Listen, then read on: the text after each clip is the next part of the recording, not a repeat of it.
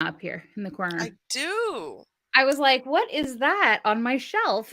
Oh, it's me. I am on your shelf. Like, he sits there. I was like, and then it kind of was like M. So I was like, oh, that's a neat knick-knack. Where did that come from? And I'm like, no, wait, that's a logo. I am on your shelf. But it really, I mean, it's very much on your shelf. Yeah, It's great. Oops, I think I have to put the desk up just a tip. Oh, no. No. There we go. There we go. I love it. Hi, everybody. We're live. And talking about my logo as Marissa's knickknack. And this is what you get when you subscribe to the Neurodiversity Media Network. You get these kinds of shenanigans in media form because this is what we're doing here. Having a good time, learning things, and also having shenanigans. So today... Oh, today it's a serious topic. What I know. Today we were talking about actually asking for help. Actually asking for help. I've really actually been looking forward to this because I think structurally this is where people get stuck, right? They get stuck on knowing the words to say, please help me. Oh, you might know the words, please help me, but you either don't know what help you actually need, or you don't know how to ask for it, or you don't know who to ask for it, or you kind of like limit yourself. You kind of say, oh, I'm only allowed this much help, or I'm allowed this kind of help. And maybe if I get this kind of help, it'll somehow transform into the actual kind of help I need. And I help by osmosis, transformation. Yeah, that's not working, is it? No. You know, like if I'm just going to eat these French fries, it's probably going to give me incredible digestion. No, it's not. It's really, really not. And so it's like those kind of things where it's like actually asking for help, I think is such a great question that we need to all ask ourselves. And you and I are not immune to this because we like when you think about when you have any kind of like comorbidities, disabilities, neurodivergence, you are conditioned to ask what you're allowed to ask for. So, and this comes like you've been talking all week about, I saw you we're doing the IEP. Yeah. What is IEP? So it's like, what are you allowed to ask for in support? Correct. In the confines or the boundaries of the place where you're trying to be inclusively accepted into. That's not inclusivity. No. And recently a friend helped me reframe it. You know, these aren't accommodations. They're not optional. They're basic needs. Yeah. And the more that we shape these in our mind as needs, the easier it is to say, oh, well, it's not optional for me to ask for help. Then this is a need that is not being met. But man, it comes up so often in the Catalyst, and I've been listening lately, how people come in and ask for help. Yeah. Or don't. They hover. They talk about things related to the thing that they want to ask for help about. They demur about how this thing is done or has to be done, and they don't have time to do it. Yeah. But still don't say, Marissa, help me do it. Help me do this thing. Or is there anyone in the room that has space and time to help me do this? Yeah, I had someone this week that was like, I don't know how to, like, I just can't sit down and make the content. You can whip out all this content really quickly. And it's like, yes, that's exactly what I want to say. But when I go to do it, I can't do it. And I'm like, so come into the workroom and I'll do it with you. And they were like, yeah, but I don't know how to ask for that help. I'm like, oh, sure. Yeah, here, I'll give you the exact script. Hey, Marissa, I'd like to write my content for the week or the month or the quarter. Can you help me do that? And I'll say, yeah, let's open up Canva and let's go. Like, let's start. You want a blog post? Let's write a blog post. You want, your email funnel? Let's write that email funnel. And they like started laughing. And I'm like, no, actually, I'm serious. That's exactly how you ask for help. And people are like, but I don't want to interrupt or I don't want to ask for too much. I'm like, first of all, there is no limit. Like, there's not too much. What if I said to everybody watching this, there is no such thing as being needy? Mm. Wow, that hits. And like that doesn't preclude when you are at capacity, right? And I've seen this too. Yeah. Marissa, can you help me with this thing? I do not have capacity for that right now. Yeah. But I can tomorrow. But I Or I, can or I tomorrow or can at in 2 hours. this time. Yeah. Right. Right now I'm working with so and so. Do you want to can you come back in 20 minutes or do you want to sit in here and just listen? And people are like, oh yeah. No one has to be like, I didn't get my needs met. I've got to shut the door and never come back, because that's not how it works either, right? If there's no water at the store, they might have it tomorrow. Although I have to say, it was really funny. At our local grocery, they had a sign on the front that said, like, due to distribution issues, I live in like northern Canada, we will not be carrying the following items. And it was like beef, pork, broccoli. And I was like, ooh, these seem like really basic. Ooh, we've like, and I was like, never. And they're like, so that's still communication, right? Maybe I can't actually ever help you. We have had that in the Catalyst too. We had a person who could not come into the workroom. It just wasn't available for them. They were trying to get support in other ways. And I had to say, I can't help you. Other people in the community had to say, I can't help you. Can you just come into the workroom? And we could probably figure this out in 5 to 10 minutes, but we need that, that synchronous kind of no, they couldn't. And it's okay. It's not anybody's fault. It doesn't make you a bad person. It doesn't make me a bad person.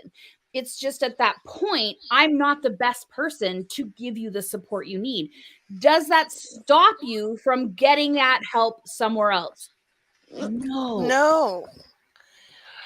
However, we have so many of us rejection sensitivity dysphoria, Yes. which I really feel like plays into this conversation. Yes. Because when I ask for help and you say no, and then I get up in my head and feel a type of way about that, and then don't go ask anyone else for help or ask you at a later time, right? Yeah. So how do we make asking for help not mean anything about us? Well, I think practicing, like making it be like, actually, maybe this is a mindfulness practice we all need to start kind of taking on. It's like, what's one area of your life? Doesn't have to be business. It could be relationships. It could be going to the post office. What is one way that you can ask for help every day? And that might not be from another person. It could be from a tool. I think there's like so many features in the tools that we use every day in our lives that we don't realize are there to help make it even better, from like our toaster to, the Instapot or whatever else. Like, we don't look at the full manual. We don't let ourselves try out all the features. I was watching John Oliver yesterday on AI.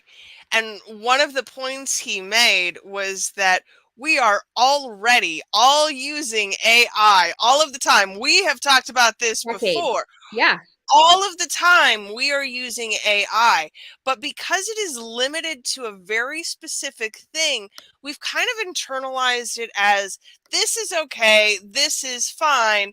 And what it means here is that we don't actually explore things to the limits of their capabilities. Absolutely. We Absolutely. we go, oh, this is what this does, and stop there. Yeah. Rather than asking, hey, does this piece of software do anything else cool that I should know about? Hey, does this tool I use also serve in a multifunctional way and do these other things? And it's about asking these questions. Yeah. I mean, even in like my Photoshop the other day, a little thing popped up and said, we notice you do this thing all the time. Do you want us to make it a shortcut? I was like, yes. They're like, okay, here's your new key for it. I'm like, oh, okay. Thanks for stalking me, Adobe. Keep up the good work. Like, Right. Please do it again next yeah, time. I Do was it like, how do I went and faster. Googled. I was like, how do I make it like stalk me even more? And then like I was talking on the chat, and the person there was like, oh, let me help you and like get more out of using this. And it's for their benefit because then I get addicted to it even more. And I never want to not be a member. And it's like those kind of things are like, we talk about these in onboarding. I'm just writing in the process 30 emails that are going to go out to Catalyst members, new and old, Right. of how to get more out of the Catalyst. And it's like, I'm trying to help you learn how to ask for help because people don't always know. Like, I don't know I come in the workroom and I don't know how to use it to my full advantage. I'm like, speak up, listen to other people, play, imagine, try pants ideas. I say ideas are like pants. So try those idea pants on, have conversations with people, let yourself relax, go listen to the cat purr room and just have, that lovely relaxing purr. Okay, you know but for real, the cat per room is possibly one of the best ideas. well, I that's am, a list. yes, so proud of the cat room. I know. And I now have a sound bathroom. We're going to have a podcast, or like, we're going to have all these, like, these wellness nourishing, because it isn't just so much like asking for help isn't just also verbalizing and saying, Briar, can you help me do this? Asking for help is going in and listening to some relaxing music. Asking for help is basically what it is tuning into what you really need. I sometimes tell the story. People who have worked with me for a long time as a coach remember this exercise I do. It's a core values exercise. And at the beginning of the exercise, I ask you to identify 3 core values that you think you hold. And sometimes by the end of the exercise, we see that core value isn't actually your core value. You actually value something else. And it's a really great exercise. And I had a client who, when she started out, she said that her core value is integrity.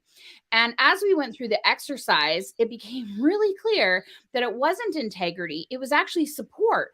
But because she was out of alignment and she didn't know how to ask for support, she would ask for things from people.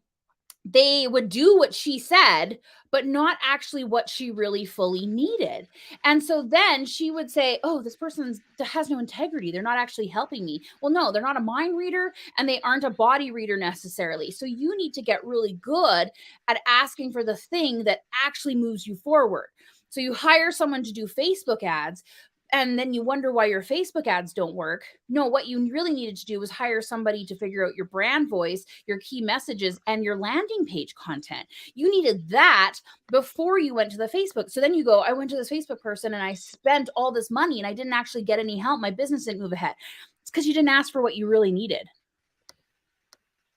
And I feel like foundationally, that is where so many of us get stuck, is knowing what we need to ask help for.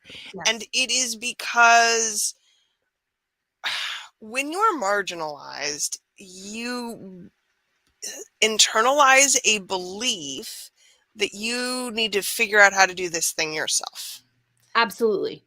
That we have to go make our accessibility ourselves. Right. It's somehow your responsibility to figure it out, to do this. And I get it. On a systemic level, I understand how that gets planted in our brain. Yeah. But overcoming that particular piece of programming is truly, y'all, life altering. When you recognize that, oh no, actually, I don't have to figure it all out myself. I can go and ask specifically for the pieces of support that I need. Yeah. And this is the way in which I am stuck. It does. It changes everything.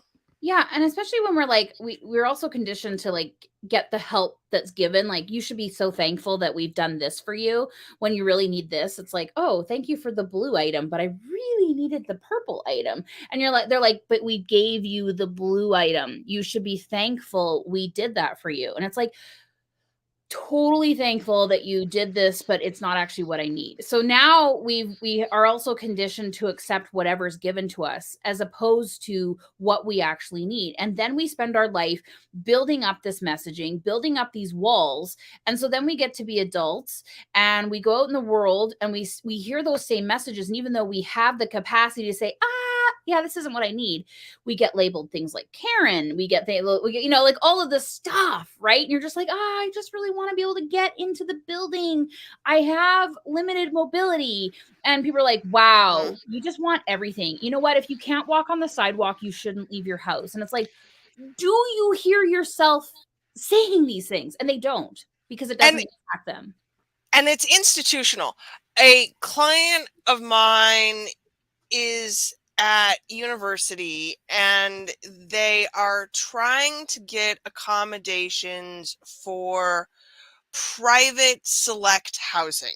So this is preferred housing for people who need accommodations. And the way that they've gone about this is by requiring students to join chat groups and interface with the other students to potentially make roommate matches, which, I mean, is probably fine if you're not neurodivergent. But if you are, for many of us, that's like the ninth circle of hell, trying to navigate a private chat group to find somebody I'm friends with. Are you kidding me right now? That's just... Yeah. And so my client is still in the massive public on-campus housing because he hasn't found a buddy yet, because the system is not set up in a way that actually accommodates him. Helps. Yeah. One of the best experiences I had was actually on my birthday in Italy. We had just gone through a vineyard and we were about to have lunch in their restaurant. And as I walked into the room, I saw the owners like look at me, and to no one's secret, I'm a fat-bottomed gal. I got some stuff happening in my hips. Anyways, I look at the room and I see very tiny chairs with arms on them, and I was like, okay, I'll just squish my tuchus in there. Not, anyways, I started walking to the back of the room and I could hear like a commotion around me. And I was like, oh, and then all of a sudden I went to go pull out a chair and the chair was moved, and another chair that was wider, still had arms, was underneath me all of a sudden. And I was like, oh. And he's like, much better chair, much more comfortable. Then they didn't say anything like for fat bottomed, persons. They were just like, didn't say, I'm afraid you're going to bust my rickety furniture up. No, Here is something that can accommodate you. And I was like, you brought me a wide-assed chair? And he was like, see, yes, you deserve that. Yeah, he's just like, you deserve that. And I was like, best birthday ever. And then they were like, wait, it's your birthday? I like, honestly, like, I was just like so blown away by this, like, and that shouldn't be exceptional. I should just be able to get a chair I can fit my tuchus in. Like, this is like a thing, right? And like, I can still wear pants. Like, I'm still like, like, I move around. I'm not like, it's not an exceptionally sized chair, but when you got these itty bitty bottoms and you're building all these chairs for these itty bitty bottoms, like, you need some room for difference. Okay. And I have to say, this is highly ironic considering the girth of the Italian birthing hips, right? We all have, man.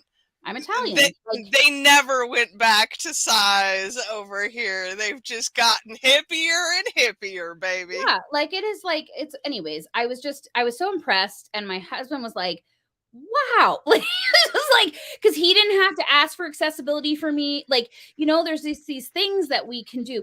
Another good example of using for help, also with my big tuchus, is on the airplane. So I don't know if anyone knows this, but you can ask for belt extenders, seatbelt extenders. You don't have to like cram yourself in. And I gotta say, like, those seat belts are getting smaller and smaller. It's not just me getting bigger. I have seen tiny people going, why is this so tight?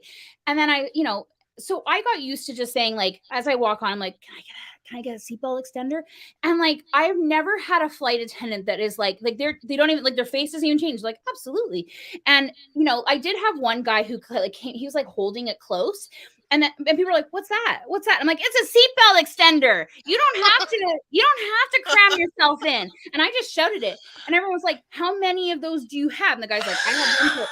He's like, listen, I have enough for every seat. Does anybody else need these? And people were like, yes. There's a gentleman who was like, are you kidding me? Where did you learn this? I'm like, well, my husband's in the travel industry.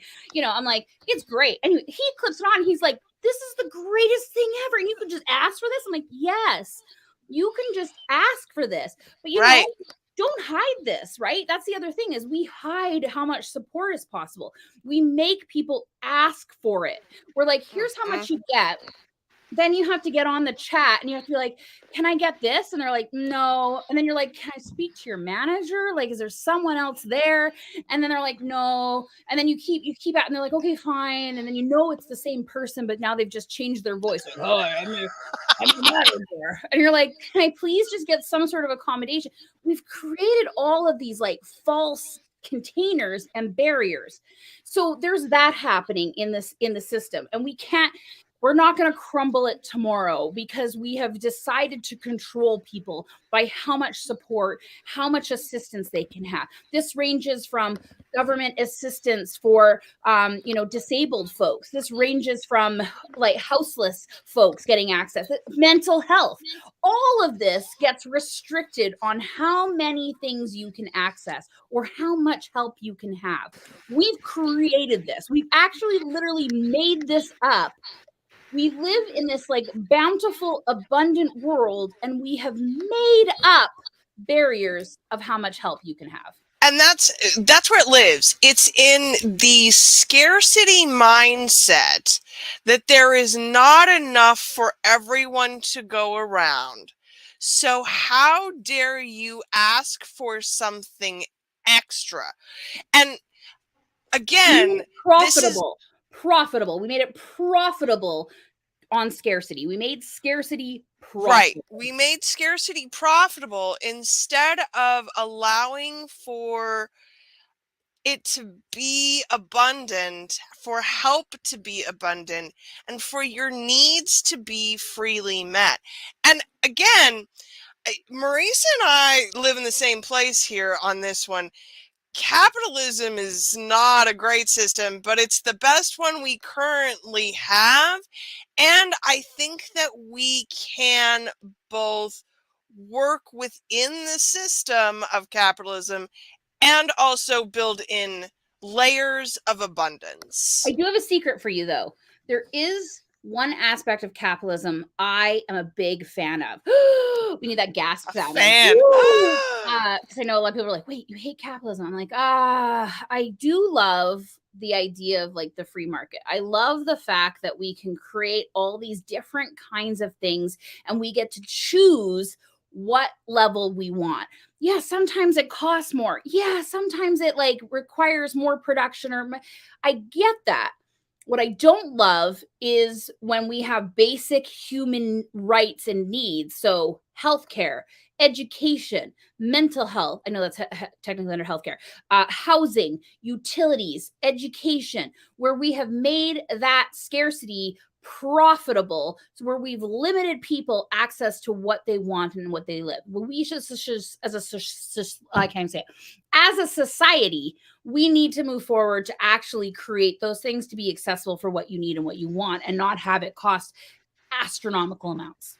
So I can't remember where I came by this particular tidbit, and this often happens to me, but it was analysis of the idea that where Milton Friedman went wrong. Not necessarily capitalism, but where Milton Friedman went wrong is that the idea of um, obligation to shareholders rather than obligation to stakeholders. And when I tell you that I got a little bit of a chill when Yeah. I read that, because when the obligation is to shareholders, we Yes. are automatically pursuing scarcity. The Yes. best example I can give you of this currently is EpiPens.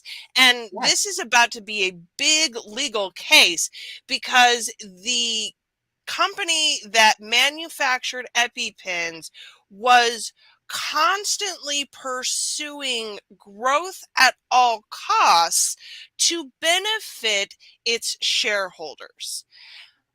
If we pursue growth for our stakeholders, Yeah. for the people to whom this product, service, whatever benefits, then it fundamentally changes the way the game is played because Yes. we're looking to create abundance. We're Yes. looking to live there rather than create scarcity. Yeah, I mean, I'm still amazed that we created the idea that it makes more sense to throw out food because no one had the money or the Right. inclination to buy it instead of feeding people who are hungry. We literally created a profit system where we make businesses benefit by writing off the expired or about to be expired food instead of being able to feed everyone. So it's like the idea that I can afford my food. So I go in, I pay a certain price, knowing that food is also given to other people who at this point in time cannot earn as much. Because, of course, we've now placed all this value of a person on their ability to earn, pay taxes, all this exciting stuff, right? Back to asking for help. Now we make people feel bad about saying, I'm Mhm. hungry. I'm hungry. I need food. Now we look at them and go, "Oh God, we Right. always have to help the people." Yeah, we have to help the people because we're the people too. We are the people as well. And so now we have this challenge. We have this big society who's still limiting, who's still saying, you get this much help. If you want to pay this much, you get this much help. If you want to pay this much, you get this much help. There's that. But we also have the power as people in the world, in society, voting, getting elected, creating businesses, building families to deconstruct and say, no, that system no longer works. It never did. I now want something else. And that's what we're trying to do in the catalyst. I mean, it's such a Mhm. small microcosm. I know it's what you're trying to do with the Neurodiversity Media Network is that we start to have these conversations and not just conversations, but actually see it in practice and be able to challenge people to say, okay, how do we create impact? How do we start to get accessibility and make accessibility just the norm? Like, oh, you need this? Yeah, here you go. And then we also need to practice asking for help because we've never been taught how to hand up. What? Mother May I? Did you play Mother May I as a child? Ooh, yeah. Horrible. Horrible. And if you were the mother and it's like Mother May I, you're like, yeah, yeah. And like you let everybody win, everyone gets mad. And you're like, you want it? You got it. Right? Now you're not the popular person on the playground because one person wanted to win. We literally are teaching kids capitalism with these games. And I think that there is some real value in examining the ways that we continue to institutionalize the idea of lack. So I did want to mention, if you are food insecure, there is a website called Too Good to Go. It's an app. I really love it. It's not actually, it just recently became available in my local network, but there are we are learning to create resources in spite of this scarcity mentality. We're learning that even though scarcity is portrayed as beneficial, that it doesn't have to be. And so all of these new categories of things are coming into existence. We're building new structures that work in spite of this set of rules, because the only way to change things is to tear it all down rather violently and start over, or it's to adapt structurally what we've got and do something else instead. Yeah, so anyone who's watching this live or on the replay, I want to know, I want to hear, tag me wherever you want to comment on this. I want to actually know, what would it look like in your life where you were actively asking for help, actively, actually asking for help, asking for the help you need? What would that look like? What would it feel like? What would it, look, smell like? What would it, like, go to all the senses and actually say, okay, actually, no, if I was actually to ask for the one thing that I need help with today, and I got it, what would happen in my life? Because we get to play those what ifs. And I will Mm-hmm. say, practice it. And like I said, you might not be able, the first person you ask, you might get a no. They might not be able to. It doesn't mean your ask is impossible. It doesn't mean your ask is outrageous. It doesn't mean your ask is too much. It's just that person at that particular time can't do it. Keep asking. There is no such thing as somebody being too needy. We have needs. That's all. And when we have to continue to ask, a helpful reframe that I have found is that I simply haven't found the right person to meet that need yet. Yeah. Yeah. It's yet. Yeah. It's that someone out there is available to meet this need in some space or capacity, and I just haven't found them yet. And considering there's what, 7, 8 billion people on the planet now, right? There's a lot of people that I don't know to ask for help. And I think that the more that we look at the odds and the numbers game of it, the easier it is to remove our feelings from it. Yeah, I mean, when we started our pop-up company, we went out to landlords and building owners and basically said, hey, we'd like to do something cool. We want to go into this space. We want to create this temporary retail environment. We want to invigorate the neighborhood. We want to bring a whole bunch of people here. What do you think? And we heard a lot of no's. And I created the no, no, no document. It was basically every time we heard a no, I was like, what's the yes to this?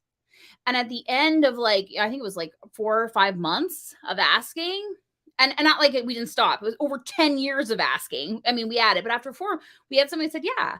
And part of it was like hearing both what the no's meant to people. Why did they say no? Well, how can we actually ask for what we need in a way that isn't a yes for them? And we got better at it. And then it got to the point where we're just like, hey, you got a building, it's empty. I'd love to move in here and act as like a commercial open house.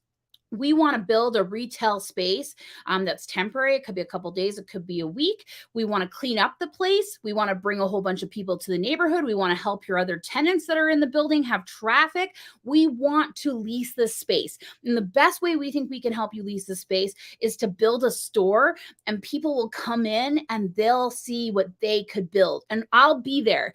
If someone wants to say this place is for lease, we will have a table set up. We will have your contact information. I will walk them around and help them envision their business in this space. I will give them data on walk by traffic. I will give them data on the parking spots. I will give them data on the signage they're allowed to have. And they're like, yeah, what day do you want to do this? Right. Right? But that took a lot of time of asking for what I wanted and hearing the no. And the more that we shape this for our lives, the easier this process becomes. And this is true for our business, and this is true for our personal lives too. I am Next week, getting ready to teach neurodivergent families. It's going to be an 8-week program. We're going to talk about how you ask for personal accommodations for your children, for your partner. How do you force those institutional levers to move when they seem stuck forever and ever and ever? And a lot of this comes from the idea that we stop asking. We just stop asking.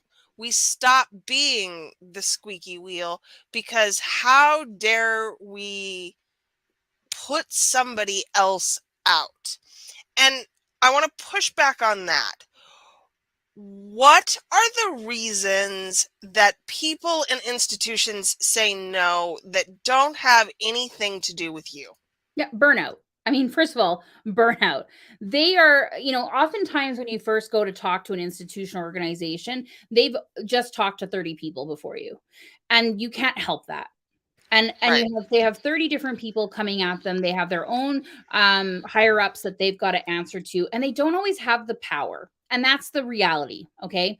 And if they do, sometimes they're limited to who they can, like, oh, you can have two favors. I worked at a place where it was like, you can have 2 favors a day that you can do something nice for someone. I was like, that seems really weird. And arbitrary. Arbitrary, but okay. And they didn't carry over. It's not like if I didn't give out the good stuff, anyways, it was just like weird. And so when you think about that, there's like burnout. Then there's like people who just never heard of what you're asking for and they have no idea how to do it. And this is where you become an active partner in asking for help too. So it's like if you can see how it's possible. The other day I messaged a help desk for the live streaming software I use, and I was like, "Hey, do you have this?" And they're like, "No, that's a ridiculous thing that you're asking. We would never." I was like, "Oh, do you have a roadmap that I can put it on?" They're like, "We would never do that." And I was like, "Well, here's where your other competitors already do it. Here's how you would do it. Here's how you could restrict it. And here's how you could safeguard your members because I hear that you're worried about security. Here's how you can do it to help safeguard that." And they were like, "Oh, okay. Oh, actually, yeah, okay, here's how you get that on the roadmap." It took a bit, right? It took a bit of me being an active partner, not expecting them to have all the answers either. And I think this is an interesting thing too, because it's like sometimes when I ask a question, it's vague. I don't know exactly what I want. I'm hoping that some sort of miracle answer happens. I'm burnt out. I'm exhausted. I've already asked it 10 times and got no's. So there's a lot of things going on. So part of it is like, did I ask the right question? Did I ask for the right, again, do you actually know what would help? And then also, how do you help them help you? How do you help them? And sometimes it's like sometimes people are just impossible. You always have to give that, like, listen, I could give all the advice and you're still going to get people who just do not want to help. They don't love their job. They're just doing it to like feed their family and they don't want to actually go and figure out solutions. They just want to give you an answer. And that's fine. That's not the right person to be asking. yeah. And that's the lesson that you learn there is, okay, well, if I can't get anywhere with this particular Yeah. person, how do I find somebody else who can potentially help me? Yeah, and I'm really good at doing that. Like even like chat when you like start talking to somebody, they just do not get what you're asking at all. I'm pretty good about, do you mind transferring me to someone else on the team? I just want to see if like someone else kind of this kind of strikes an idea in someone else. No offense to you. I just think we're just having a communication challenge. We're just not getting the right. I would love to be able to just talk to someone else. And sometimes that people take that personally, but it really isn't. We all have different communication styles. We all have different experiences. Someone else on the team might have helped somebody 5 minutes ago with the exact same issue, and they're able to help me. I have a number of friends that I really truly love who I will ask them questions and they will answer them. And I will just be like, I don't know what language you're speaking. I don't think it's English. Yeah. It's I don't understand. And yet that answer will perfectly resonate with somebody else. And knowing that that's the case when it comes to communication is inherently flawed, and knowing that communication is inherently flawed just sometimes means that we're not having the same conversation. Even though we share a language, we're still just not having the same We're conversation. not having the same conversation. And when that's the case, it really matters that you find somebody else to ask, Or because you bring an advocate. So this is right. because like we see this in healthcare, it's definitely you bring an advocate so they can hear and they can whatever. We do this in the catalyst too. I've had people who are like, listen, I have to get on help desk right now. Can I share my screen and can you just see what they say in case I don't understand? Yeah, I'm a tech nerd. Yes, let's get on there. Let's do this. Right. And so you can get advocates and ask friends, like, listen, I got to go into the store. I got to ask for a refund. I think it's going to be a problem. Can you just come with me to hear both what I'm saying and they're saying? Because I think you'd be able to have like this unbiased, look at I'm emotional. Like, and I've done that too, where it's like, I am going to walk in and cry. I know I'm going to walk in and cry, but I've got to do this. Can you come in and I'll just stand there and I'll give you all the information and you ask? Yeah. This is especially important to note in healthcare because patient advocates are paid and generally on staff. Yeah. There is somebody available for you to ask to be an intermediary Yeah. between you and the people who you are asking these things of. If you find, especially healthcare, if you find healthcare inherently antagonistic, and for a lot of us can't really say as I blame you, then Yeah. a patient advocate is designed to be there to facilitate the communication process. Yep. We assume that when it's personal and it's your health and potentially your life on the line, there's going to be a lot of emotions there. So, how do we help diffuse the situation? And Yeah. that's by having an advocate for everybody involved. Yeah, I used to be paid a ginormous amount of money to be the go-between between the tech, the web development, and the marketing department. They just spoke two different languages. They just were just like, Mhm. and like the web's like, I don't know why they want us to do this, and what marketing's like, how can they not figure out like that this is needy? And I would I go in and be like, oh, you need this to make this work. Here we go, and I would translate it, and then it would get done, and they'd be happy.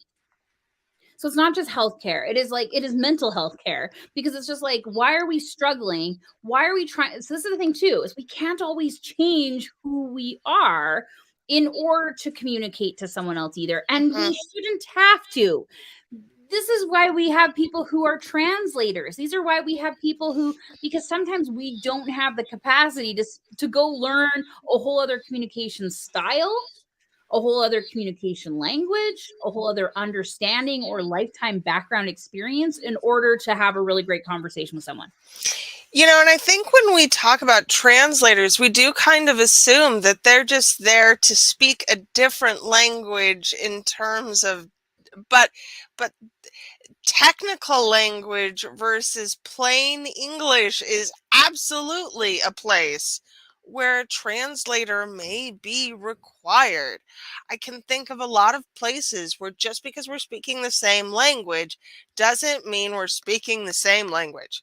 So, And sometimes it makes the experience even better. I mean, we saw at the Rihanna's halftime show the deaf woman who was doing the ASL. she's good. My gosh, it was a whole She's other so good. performance. She was like in it, and I was like, oh, I had a whole understanding of the performance watching her interpretation of it, and it was fantastic.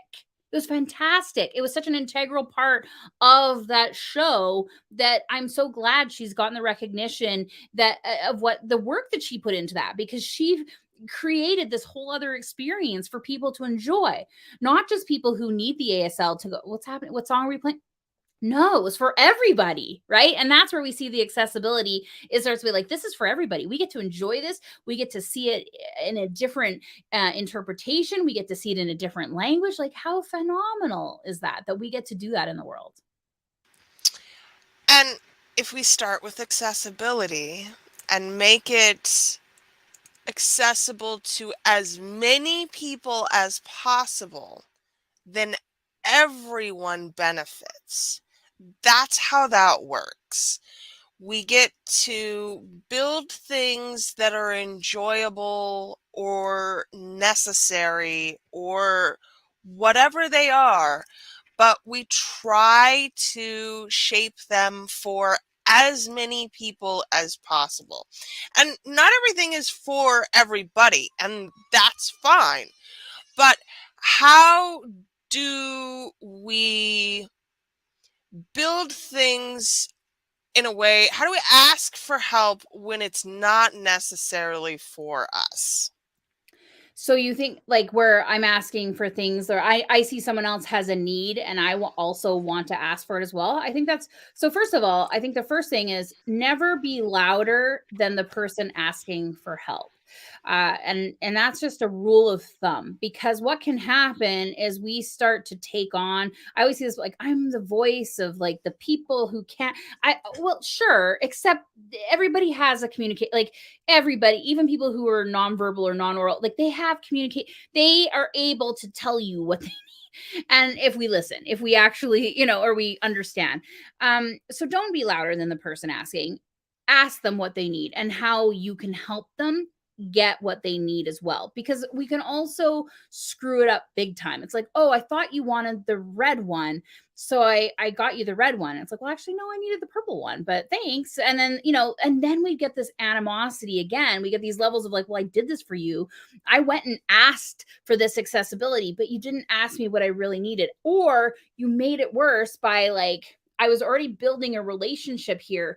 Now you've come in and made it volatile, or you've made it, violent when we actually just needed better communication skills. We needed a better we needed more voices to make it more important, or more presence as opposed to voices, more presence than voices. And so I think part of it is just like really check in with who you think you're helping. Are you and get good at asking, is this meeting your needs? I think this is a question that we can all, as we're building communities, as we're building businesses, as we're always kind of talking about build the business how you want. I mean, even I say create the rules. But in order for me to create really good rules, in order for me to create really great communities, I have to always check in. Briar, is this room working for Yes. you? Is this chair working for you? We had a conversation the other day about virtual architecture, and people are like, it doesn't matter. We're not actually sitting in that chair. I said, well, actually, it does matter. Your mind is taking in that this looks like a fuzzy, comfy chair. If your mind is taken in that this is an uncomfortable plastic chair that's probably going to give you low back pain, I'm willing to bet you'll start to feel that lower back pain even though you're not sitting in that virtual chair. We need to take in the full experience and realize that our senses at every given time are taking in information and processing that even though we might not actually be experiencing that. So we have to keep checking in. We have to keep building the community and saying, what can we do together? What works for you? What works for both of us? What would make it even better because we're anticipating some future needs, and getting that ideas and having it be a collective process. Yeah, and I think what's key here is the understanding that if you are attempting to amplify someone else's need, you better be damn sure you know what that need is. I think it's important to be able to really have clarity around those concepts. And that's true when we're advocating for our children, for our partners. That's true when we're advocating for other people who are in our circles and spaces. Yeah, and we've seen this too, like mothers of kids with autism. It's like it's hard, right? Because they're like, well, my kid has autism, and this is what I think is best for them. I'm like, well, what does your kid think is best for them? Because they're sovereign, autonomous people, like so. Sometimes we think we know too. Also, I might talk to you on Monday, and you tell me what you need, and Thursday you've changed that need, and it doesn't matter. I'll just say that. It's like you're allowed to have different needs as you evolve as a person. And so I can't be like, well, I was building for this for you, like you said on Monday. Again, are we building up resentment for helping people? Are we building up resentment for going to all this work and then not meeting that need and then feeling like that's where we have to start to unpack our own. It's like, how much support do we have in order to provide support for other people? And I think what's key here is structurally understanding that our ability to meet someone else's needs will vary over time. What I have access to today is not going to be necessarily what I have access to on Friday. And if that's the case, then we need to make sure, honestly, it comes down to constant, consistent communication and checking in and being like, okay, is this working for you? Is this still working for you? Enthusiastic consent applies to so many things in our lives beyond just sex. And I really wish we spent more time talking about what that looks like just as a rule. What does it mean for, and you're muted. I know. Yes. I was like, maybe we should talk about that next time because I think that is a Mhm. really good, because I see it too in the cows where people are like, does this work for you? And they're like, that's okay. I'm like, no, I'm not going to go build it. Like, I need it to be like, yeah, this is amazing. Otherwise, I don't want to do it. And so, like, let's talk about that next time. I think that's a really good one is like, how do we give enthusiastic consent to being supported and nourished? Again, that goes to the limits of what we're allowed to ask for help.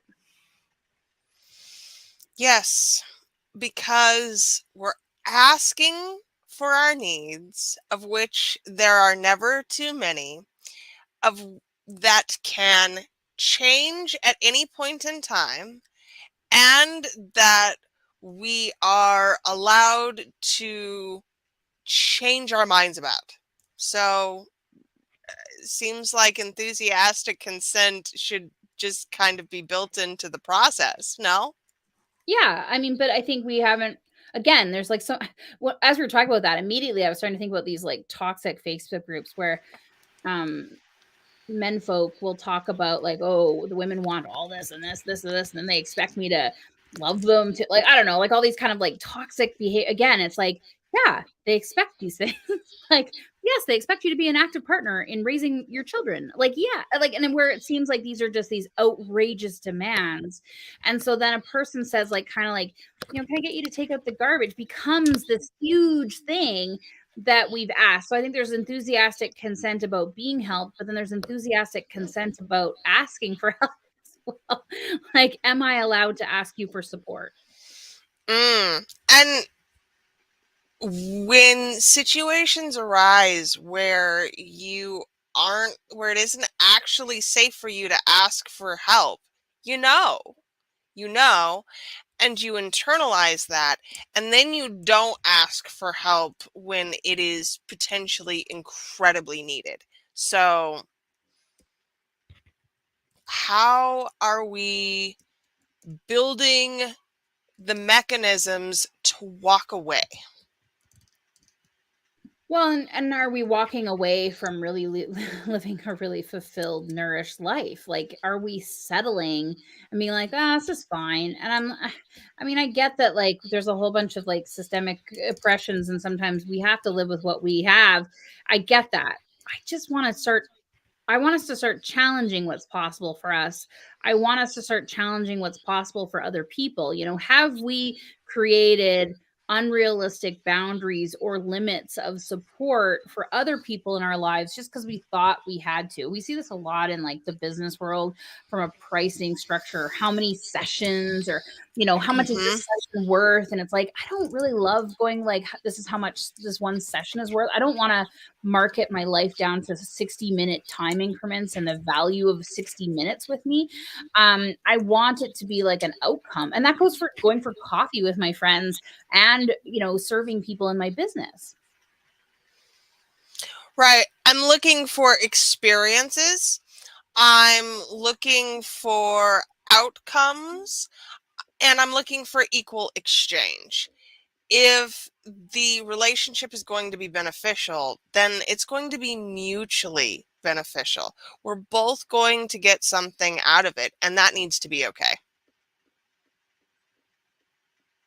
Yeah, and this ties into like really good, healthy relationship building as well, and building support communities. I mean, I just think how many people are out there with no support community at all, and that goes through a variety of levels. Not just business owners. We're talking about every day. Like, do you have two or three people that you can ask for help? And the reason why I say that is like because that first person might have a lot on their plate right now, and it's not that they don't want to help you; they just don't have the capacity. So, do you have two and three? This is really funny because as we're doing this, there's an emergency alert coming across like my phone and my watch, and I just think it's like they're testing to make sure we all know how to help in case of an emergency as we're talking about this. I was like, come on. And it's like 7 times. I'm like, listen, I don't have time for you right now. You need to take your alert and go elsewhere. And as I'm talking about this, like, I'm sorry, emergency alert. I'm sorry. I appreciate how important you are right now, but not right now. This test is not needed right now. Anyways, it's just funny. It's just like one of these, like, it's where the universe delivers you a whole bunch of signs while you're doing things. But yeah, I mean, I think Briar, I mean, I think part of it is really just noticing these things in our life where these are happening, where we don't have the support community and seeing how we can build one. And not just the support community to support us, but those really nice reciprocal relationships where we support other people. And as always, we would love it if you came and joined us in the Catalyst to build some of these, at least business related reciprocal relationships. It's been truly fundamentally life-changing for me and my business and the way that I do the work in the world that I do. And I feel like that comes from, at least in part, having a place where you can go and say, no questions asked, I need help with this, for the love of God who is available to help me with this thing. And being really unapologetic. Like, some people are like, I'm sorry, I need this help. I'm like, I love it.